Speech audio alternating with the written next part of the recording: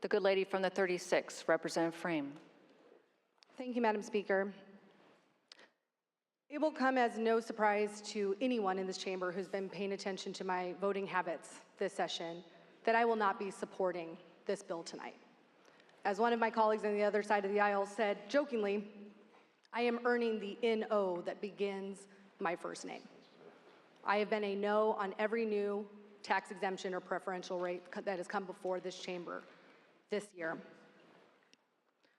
So why will I be a no vote tonight, Madam Speaker? Because when we pass this, and I know we probably will, we will cross the threshold of 700 exemptions or preferential rates in our tax code. 700. Any economist will tell you, Madam Speaker, that the ideal tax system has the lowest tax rates collected from the broadest set of tax holders with the fewest exemptions. Madam Speaker, we have the opposite of the ideal system. In fact, we have the most regressive tax structure in the entire nation. In plain English, Madam Speaker, that means that we disproportionately overburden middle class and poor people, and I would add small business in this state.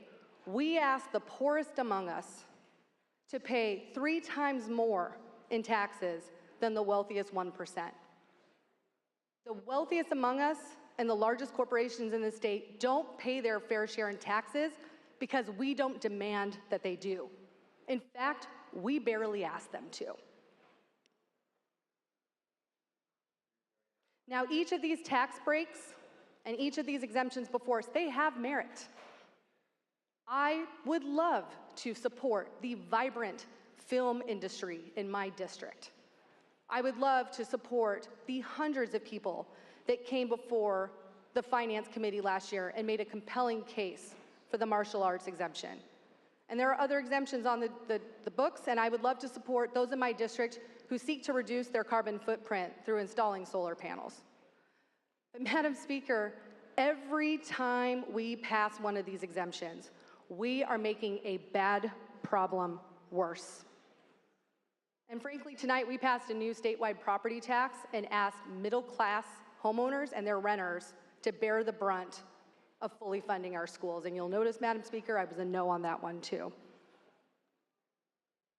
The time has come, Madam Speaker, for this chamber and this body to get serious about structural, comprehensive tax reform.